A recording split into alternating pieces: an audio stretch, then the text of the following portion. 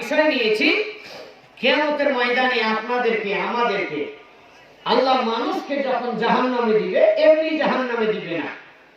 একজন মানুষকে আল্লাহ জাহান্নামে দেওয়ার আগে তাকে জাহান্নামী প্রমাণ করে তারপরে জাহান্নামে দিবে। কোন মানুষ আল্লাহর কাছে এই অভিযোগ করার সাহস পাবে না, আল্লাহ আমি কেন জাহান্নামে আসলাম।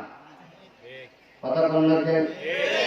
আর ওই মানুষটাকে জাহান্নামী হিসাবে প্রমাণ করে জাহান্নামে আল্লাহ দেওয়ার আগে তার বিরুদ্ধে আল্লাহ 4টা দলিল, 4টা সাক্ষী, 4টা উকিল হাজির করবে। কয়টা? আর একটু জোরে কোন জানার দরকার আছে না? সবাই মিলে কোন জানার দরকার খুব কম না খুব বেশি।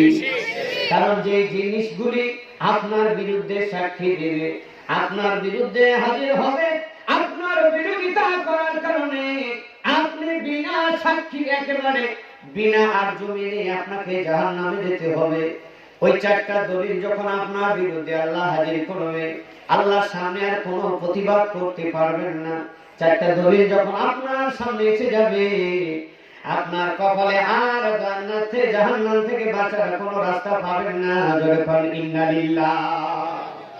এই বিষয় আমাদের জানা খুব জরুরি। যখন কথা ঠিক না ঠিক আমার মা বোনদের আরো বেশি, তার কারণ দুনিয়াতে আপনি যত বড় অপরাধী করেন না কেন, টাকা পয়সা ঘুষ টুস দিয়ে কিছু করে বাঁচা যায়। কথা বলেন না কেন ভাই? 10 বছরের জেল হলে 5 বছর কমানোর একটা সুযোগ হয়। ফাঁসির আদাল হলে ওই ফাঁসির মঞ্চে থেকে বাংলাদেশের মানুষ হাজার হাজার বেঁচে যাচ্ছে, এটা বহু নজির আছে না নাই? কিন্তু বিনা অপরাধী মানুষ আবার ফাঁসির কাস্টে ঝুলছে, এমনও প্রমাণ বাংলাদেশে আছে না নাই? কিন্তু কিয়ামত এমন একটা পার্লামেন্ট, আল্লাহ এমন একটা মিজান সেখানে খাড়া করবেন যেখানে কোন অপরাধী মানুষকে আল্লাহ শাস্তি দিবেন না। সুবহানাল্লাহ। আর অপরাধীকে আল্লাহ শাস্তি দিবেন এমনি এমনি বলবেন না যাও সরিমতে জাহান্নামে যাও। আল্লাহ যদি দুনিয়ার সব মানুষকে হাজির করে একবারতে জাহান্নামে ঢোকায়, আমার আপনার বলেন তো করার কিছু আছে নাকি? জোরে বলেন করার ক্ষমতা আছে? কিন্তু আল্লাহ বলছেন বান্দারে আমি আল্লাহ নিজের জন্য জুলুমটাকে হারাম করে দিয়েছি। আমি আমার কোন বান্দা বান্দির উপরে জুলুম করব না, শুধু জুলুম করব না, আমি তোমাদের উপরে তোমাকে জাহান্নামে দিব। কেন দিনা? এই কৈফিয়ত করতে পারবে না। তোমাকে জাহান্নামী প্রমাণ করার পরে আমি আল্লাহ তোমাকে জাহান্নামে তারপরে দিব। জোরে জোরে বলেন নাউজুবিল্লাহ। সেই 4টা দলিল, 4টা সাক্ষী কি কি বিস্তারিত আলোচনা করার আগে বলছিলাম আল্লাহর প্রশংসা করার দরকার আছে না নাই? সবাই মিলে আমার ভাই জানেন আলোচনার মূল বিষয় হলো কিয়ামতের ময়দানে আল্লাহ মানুষকে যখন জাহান্নামে দিবেন তার বিরুদ্ধে 4টা সাক্ষী হাজির করবেন। এই 4টা সাক্ষী কি কি বিস্তারিত ভাবে জানবো ইনশাআল্লাহ। আরে কিয়ামত এত জটিল, এত কঠিন। আল্লাহর নবী সাল্লাল্লাহু আলাইহি সাল্লাম বলেছেন আল্লাহ কিয়ামতকে মানুষকে কিয়ামত সম্পর্কে বোঝানোর জন্য কিয়ামতের 22টা নাম আল্লাহ কোরআনে লিপিবদ্ধ করেছেন। কয়টা? আর একটু জোরে কোন। জীবনে পড়লেন না, জীবনে জানলেন না, জীবনে জানার চেষ্টা করলেন না কিয়ামত কত জটিল, কিয়ামত কত কঠিন। কিয়ামতের সময়, কিয়ামতের ময়দানে এমন একটা কঠিন মুহূর্ত মানুষের জীবনে বিরাজ করবে, এমন একটা কঠিন সময় মানুষের সামনে এসে দাঁড়াবে। আল্লাহ নবী বলছেন আমার সাহাবীরা শোনো, এই যে সূর্যটা দেখছো এই সূর্যটা কিয়ামতের ময়দানে মানুষের মাথা থেকে 1 মাইল উপরে আসবে। কয় মাইল? আর একটু জোরে কোন। 1 মাইল উপরে আসবে। বর্তমানে পৃথিবী থেকে সূর্যটা কত মাইল দূরে আছে জানেন নাকি? 9 কোটি 30 লক্ষ মাইল দূরে। কয় কোটি? একটু জোরে কোন না রে ভাই। আজকে জানেন অগ্রহায়ণ মাস শীতের দিন, এরপরে 9 কোটি 30 লক্ষ মাইল দূর থেকে কিন্তু আজকে দুপুরবেলা শীত রোদ্রের যে তাপ পড়েছিল এমনি এমনি রোদে থাকা যায় নাই। আমি সকালে নিজে প্রমাণ 9:30টার দিকে আমি যখন একটু রোদে গেলাম রোদে দাঁড়াতে পারি নাই, সেমাই গিয়েছিলাম। আপনাদের এলাকায় কেমন হয়েছিল? কারণ গাছগাছলা এলাকা, অনেকে হয়তো তাপমাত্রা কম হতে পারে। একটু চৈত মাস বৈশাখ মাসের দিকে তাকান, চৈত মাস পিছনে চলে গেল আবার সামনে আসবে বৈশাখ জ্যৈষ্ঠ মাসে সূর্যের যখন তাপমাত্রা বেড়ে যায় 9,30,00,000 মাইল দূরে সূর্যটা এত দূর থেকে আমার আপনার জন্য আল্লাহর হুকুমে জমিনে তাপ দেয়। এই এত দূর থেকে তাপ দেওয়া সূর্যের এই পাওয়ার মানুষ খালি মাথায় বাহিরে যেতে পারে না, কথা বলেন ঠিক কিনা? এমন পা তাপ বেড়ে যায়, ছাতি মাথায় দিয়েও পোলায় না। অনেক সুন্দর সুন্দর ব্যবস্থা আমরা করি। আমার সোনার ভাইরা, আমার বোনেরা, কলিজার টুকরারা, কিয়ামতের ময়দানে আল্লাহ বলছেন আমার বান্দা বান্দি শোনো, এই 9,30,00,000 মাইল দূরে সূর্যটা আমি আল্লাহ মানুষের মাথা থেকে এত নিচে নামাবো 9,29,99,999 মাইল নিচে নিয়ে চলে আসবো। মানুষের মাথা থেকে 1 মাইল উপরে থাকবে। সূর্যের তাপ এত বৃদ্ধি হবে, সূর্য এত কঠিন ভাবে তাপ দিবে। আল্লাহ নবী বলেন সূর্যের তাপে মানুষের মাথার ভিড় ঘুরলে টকবক টকবক করে গলতে থাকবে। আমার মা বোনেরা ভাত উঠায় দিয়ে ভাতের ফ্যান যেমন নিচের পানিটা বকলায়া ওই সারার উপরে উঠে যায়, আবার উল্টায় উঠলায়া পড়ে যায়। আল্লাহ নবী বলছেন আমার উম্মতরা সাহাবীরা শোনো, এমন একটা দিন কিয়ামতের ময়দানে তোমাদের সকলের সামনে হাজির হয়ে যাবে। সূর্যের তাপে মানুষের এত কঠিন অবস্থা হবে, মাটি পুড়ে তামা হয়ে যাবে, মাথার ঘিলুগুলি টকবক করে জমিনে পড়তে থাকবে, মানুষ এত ঘামতে থাকবে, ঘামের চোটে মানুষের পাপ পরিমাণ পানি হয়ে যাবে। যার যত বেশি পাপ হবে তার তত বেশি পানি হবে, যার হাঁটু পরিমাণ পাপ হবে, যার একটু কম পাপ হবে পায়ের নলা পরিমাণ পানি হবে, কারোর হাঁটু পরিমাণ হবে, কারোর কোমর পরিমাণ হবে, কারোর বুক পরিমাণ হবে, কারোর গলা পরিমাণ হবে, কারোর নাকের নতি পরিমাণ হবে, কারোর সাঁতার হবে। তার মানে এক কথাই হলো যে ব্যক্তি দুনিয়ায় যত পাপ করবে আল্লাহ নবী বলেছেন দুনিয়াতে কিয়ামতের মাঠে তার তত ঘামের পরিমাণ হবে। জোরে বলেন ইন্নালিল্লাহ। আমার ভাইরা, আল্লাহ নবী বলেছেন ও আমার সাহাবীরা শোনো, ওই কঠিন দিনে, ওই কঠিন মুহূর্তে, ওই কঠিন পরিস্থিতির সময় আল্লাহ রাব্বুল আলামিন ওয়াদা করেছেন আমি আমার 7 শ্রেণীর বান্দাকে আমার আরশের নিচে জায়গা দিব। যারা সূর্যের তাপ কারে কয় বুঝবে না, যারা কিয়ামতের কঠিন পরিস্থিতি কারে কয় টের পাবে না, এই কঠিন সূর্যের তাপ থেকে আমি আল্লাহ হেফাজত করব। আমি আল্লাহ নিজ দায়িত্বে আমার এই বান্দাদেরকে আমি হেফাজত করে আমি আল্লাহর আরশের নিচে জায়গা দিব। জোরে জোরে কান সুবহানাল্লাহ। কয় শ্রেণীর মানুষকে? আর একটু জোরে কোন, সবাই মিলে কোন। এই 7 শ্রেণীর মানুষ কারা বিস্তারিত বলতে পারবো না, তবে একটা যুবকদেরকে বলে যাই, কারণ বর্তমানে আমার যুবকেরা, আমার সোনামানিকেরা, আমার যুবতী মা বোনেরা অ্যান্ড্রয়েড মোবাইল পাইয়া আল্লাহকে একেবারে ভুলে গিয়েছে। যেরকম ঠিক কিনা? আমার ভাইয়েরা, আমরা বাস্তব বাংলার জমিনে গ্রাম্য প্রবাদী একটা কথা আমরা কিন্তু ঠিকই জানি। সেই কথাটা হলো সাপ যখন গর্তে যায়, দুনিয়ায় যতই আঁকা বাঁকা হয়ে চলুক না কেন, সাপ যখন গর্তে যায় ওই জায়গায় কিন্তু আর তেরামি চলে না, সোজা হয়ে কিন্তু যায়। কথা বল না কেন? অনুরূপ ভাবে যখন কোনো মানুষের চুল পেকে যায়, দাড়ি পেকে যায়, সুন্দর গায়ে চামড়াটা টান টান ছিল, এখন আর নেই, গোছানো হয়ে গিয়েছে, চোখের যদি কমে গিয়েছে, হাড়ের শারীরিক শক্তি নষ্ট হয়ে গিয়েছে, বিয়ে না চোখ মারে না, কলেজের মেয়েরা তাকায় না। কথা বল না কেন? এই মুরব্বী তখন দেখে আমার সমাজে কোনো দাম নাই, ঘরেও দাম নাই, বউ আমাকে দাম দেয় না, নাতিপতি বলে তুমি বউরা হয়ে গেছো, তুমি বুঝবা কি? এই মানুষটা তখন ইচ্ছায় অনিচ্ছায় সময় কোথাও জায়গা যখন কোথায় না পায়, তখন ওই লোকটা এমনিতেই মসজিদে ঢুকে। জোরে কোন কথা ঠিক কিনা? আমার ভাইয়েরা, আল্লাহ নবী বলছেন, আল্লাহ বলেছেন শোনো, ওই কিয়ামতের ময়দানে কঠিন পরিস্থিতির সময় যে 7 শ্রেণীর মানুষকে আল্লাহ নিজ দায়িত্বে কঠিন পরিস্থিতি থেকে হেফাজত করবেন, আল্লাহ যাদেরকে আরশের নিচে জায়গা দিবেন, তাদের ভিতরে এক শ্রেণীর হলো ওই যুবকেরা, ওই যুবতীরা যারা নিজের যৌবনকাল আল্লাহর রাস্তায় ইবাদত করে কাটিয়েছে। জোরে জোরে কান সুবহানাল্লাহ। ও যুবকেরা, ও আমার যুবতী মা বোনেরা, নামাজের কথা বললে বলো বয়স হয় নাই, দাড়ি রাখার কথা বললে বলো বয়স হয় নাই। যদি বলা হয় যুবক কেন মসজিদে আসো না, তুমি ফাঁক করে বলো এখনো সময় হয় নাই, এখনো সুযোগ হয় নাই, বুড়া হলে নামাজে যাইবা। বুড়া হলো তো সাত গর্তে একাই যায়, গর্তে গেলে সোজা এমনি হয়, কিন্তু বুড়াদেরকে আল্লাহ আরশের নিচে জায়গা দিবে, এই কথাটা কিন্তু আল্লাহ বলে নাই। আল্লাহ বলছেন ওই যুবককে আমি আরশের নিচে জায়গা দিব যেই সময় টাকরা জোয়ান যৌবনের চাহিদা থাকা সত্ত্বেও আল্লাহর ভয়ে নিজের জীবনটা আল্লাহর ইবাদতে কাটায় দেয়। জোরে জোরে বলেন সুবহানাল্লাহ। তাহলে আমাদের এই স্থানটা দখল করার দরকার আছে না নাই? জোরে বলেন আছে না নাই? খারাপ লাগতেছে ভাই আপনাদের? খারাপ লাগে বলিয়ে, কারণ পাথরঘাটার এলাকার মানুষ আমাকে অনেক দিন ধরে চেনে। আপনাদের কষ্ট দিয়ে আমি আলোচনা করব না ইনশাআল্লাহ। তবে যাই হোক, কিয়ামত যে জটিল, কিয়ামত যে কঠিন, এতে কোনো সন্দেহ আপনাদের আছে? এই জোরে বলেন আছে?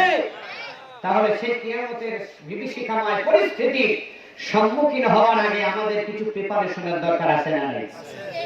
জোরে বলেন আছে না নাই? আল্লাহ নবী বলছেন কিয়ামতের ময়দানে মানুষকে তার নিজের জীবনের সব হিসাব দেওয়া লাগবে।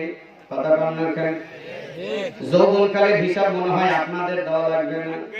কথা বলেন না কেন ভাই? একটা যুবক 1 থেকে 14, 13, 14, 15 বছর পর্যন্ত আল্লাহ তার হিসাব দিবে না। 13, 14 বছরের পরে 15 বছর পরে যখন সে সাবালক হয়ে যায়, তার থেকে আল্লাহ হিসাব গ্রহণ করবেন। মনে করেন আপনার বয়স 70 বছর, কয় বছর? আরেকটু জোরে কোন? 70 বছর বয়স, 40 বছর, 50 বছর যুব বয়স। আমার মুরব্বী বাবাজিরা, এর থেকে 14, 15 বছর যদি আপনি মাইনাস করে দেন, 60 বছর যদি হয়, 15 বছর মাইনাস করলে কয় বছর হয়? 45 বছর হয়। এই 45 বছরের প্রতিটা সেকেন্ডের জবাব আল্লাহর কাছে দেওয়া লাগবে। কথা বলেন না কেন? প্রতিটা মিনিটের হিসাব দেওয়া লাগবে, প্রতিটা সেকেন্ডের হিসাব দেওয়া লাগবে, প্রতিটা ঘন্টার হিসাব দেওয়া লাগবে, প্রত্যেকটা দিনের হিসাব দিতে হবে, প্রতিটা সপ্তাহের হিসাব দেওয়া লাগবে, প্রতিটা মাসের হিসাব দেওয়া লাগবে, প্রত্যেকটা বছরের হিসাব দেওয়া লাগবে। 60 বছর ভরা কি কি করলা, কোন জায়গায় সময় কাটাইলা, আল্লাহর কাছে পরিপূর্ণ হিসাব দেওয়া লাগবে। জোরে কোন কথা ঠিক কিনা? আমার ভাইরা, আল্লাহ তুমি বলছেন ও আমার উম্মতেরা শোনো, ও আমার সাহাবীরা শোনো, আল্লাহ কিয়ামতের ময়দানে প্রত্যেকটি আদম সন্তানের কাছ থেকে যখন হিসাব গ্রহণ করবেন, সর্বপ্রথম আল্লাহ জিজ্ঞাসা করবেন আউয়ালু মা ইউহাসিবু বিহি ইয়াউমাল কিয়ামাতিস সালাহ।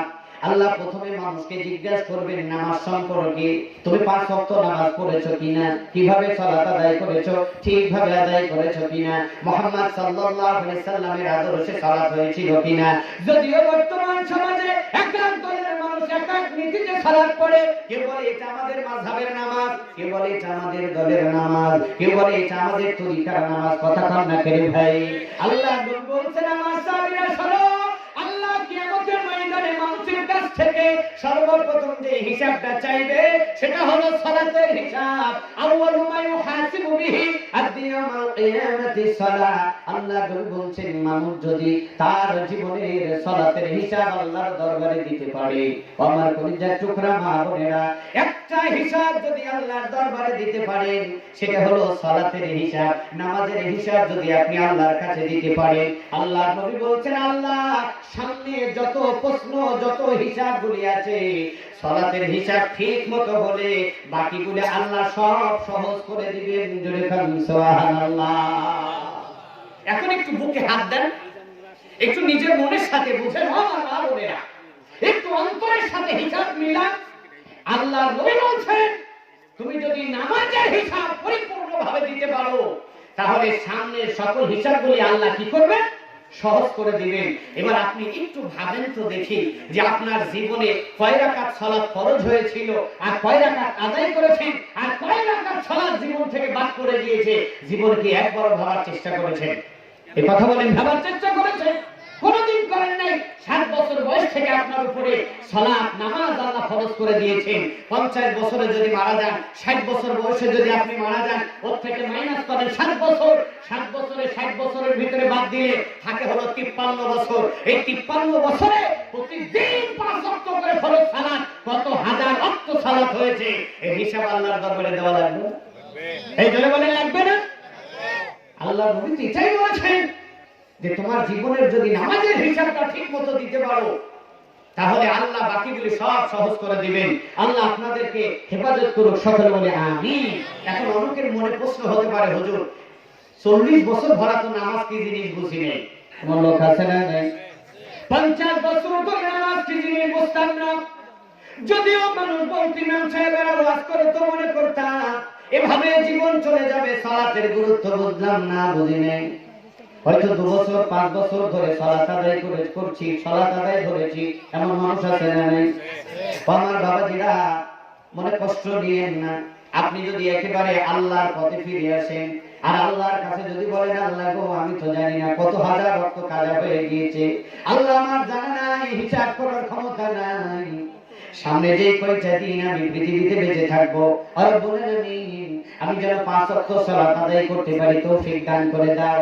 আর পিছনের নামাজের জন্য আমাকে জবাবদিহি করিও না, আল্লাহ আমাকে ধরিও না, আল্লাহ তুমি আমাকে প্রশ্নবিদ্ধ করিও না। আল্লাহ নবী বলছেন বেশি বেশি নফল সালাত আদায় করো, বেশি বেশি জিকির আজকার করো, তাহাজ্জুদ করো, তারাবির সালাত আদায় করো। কেন কিয়ামতের ময়দানে আল্লাহ তোমার ফরজ সালাতের ঘাটতি তোমার সুন্নাত নফল দিয়ে পূর্ণ করবেন। যেরকম সুবহানাল্লাহ। আমার ভাইয়া, কিয়ামত অত জটিল, অনেক কঠিন। কিয়ামত এত জটিল, বিস্তারিত বলার টাইম নেই, সংক্ষেপে বুঝাই। যে কথাটা না বললেই নয়, প্রধান বক্তা বাড়িতে যাবে। আমার ভাইরা, আল্লাহ নবী বলেছেন আল্লাহ মানুষকে তার বিরুদ্ধে 4টা দলিল পেশ করবেন জাহান্নামে দেওয়ার আগে। 1 নাম্বার হলো আল্লাহ মানুষের বিরুদ্ধে যে দলিল পেশ করবে, আল্লাহ নবী বলছেন কিয়ামতের মাঠে আল্লাহ সকল মানুষকে সারিবদ্ধ করে দাঁড় করাবেন। যেমন আমরা ছাত্ররা ক্লাসে যাওয়ার আগে পিটি করার জন্য লাইনে দাঁড়াই না, আবার ভোট দেওয়ার সময় যেমন লাইনে দাঁড়াই, এরপরে রিলিফের চালু নেওয়ার জন্য যেমন আমরা রিলিফে লাইনে দাঁড়াই, আল্লাহ গোটা আদম সন্তানকে কিয়ামতের ময়দানে, হাসরের ময়দানে এরকম সারিবদ্ধ করবেন। সবাই নাফসি করতে থাকবে, হায় না জানি এমন আমার ডান হাতে আসে, না জানি বাম হাতে আসে।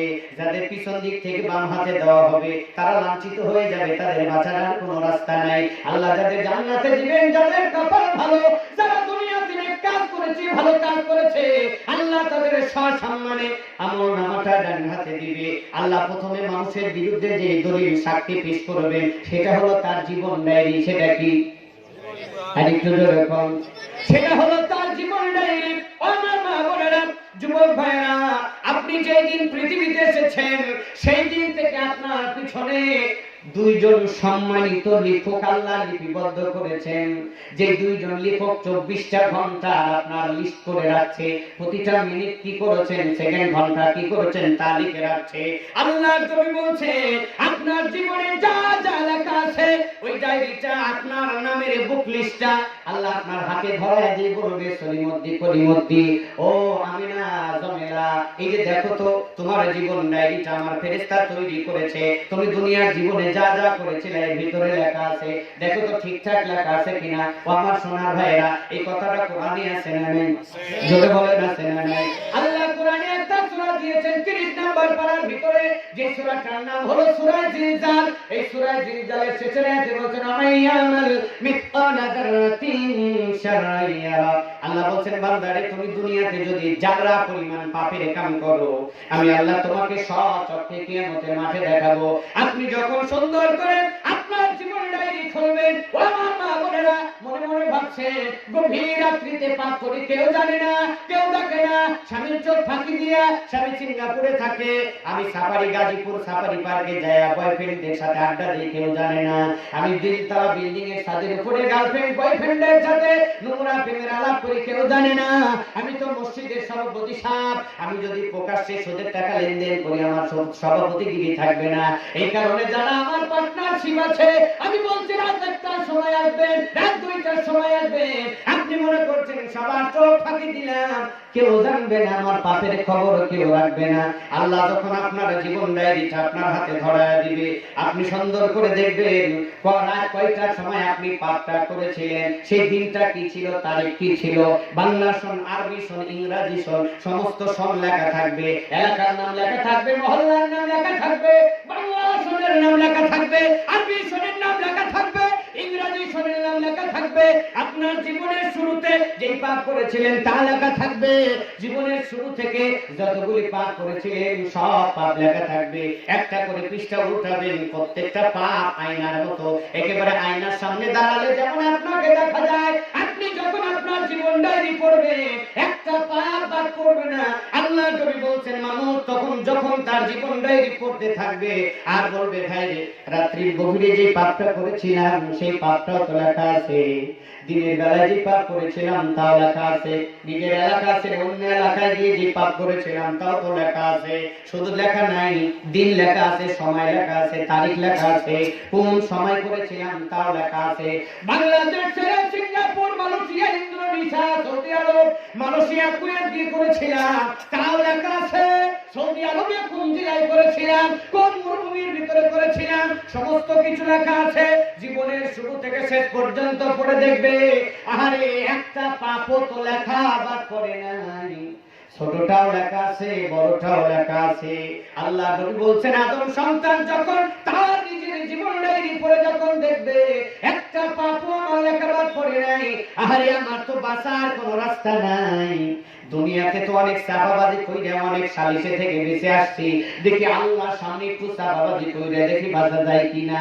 আল্লাহ নবী বলছেন তখন আদম সন্তান আল্লাহ কি ডাকতে বলবে প্রতিপালক রব্বুল আলামিন আমার নামে যে ডায়েরি তৈরি করা হয়েছে আমি এই ডায়েরি মানি না, বিশ্বাস করি না। যারাকান নাউযুবিল্লাহ। কি বলবে? আল্লাহ আমি এই ডায়েরি মানি না, বিশ্বাস করি না, আমার নামে যা তৈরি করা হয়েছে সব ভুল করা হয়েছে। নাউযুবিল্লাহ বলুন। নাউযুবিল্লাহ একটু জোরে বলবেন না রে ভাই। আপনি কিন্তু এই চাপাবাজি করবেন, আমরা করব, যার যার অবস্থা এইরকম হবে সেই করবে। আল্লাহ প্রতিবাদ করবে না, কারণ ওই যে ছোটকালে একটা গান শুনছেন না, হাওয়ায় ওড়ে হাওয়ায় ঘোরে কত রঙের ঘড়ি,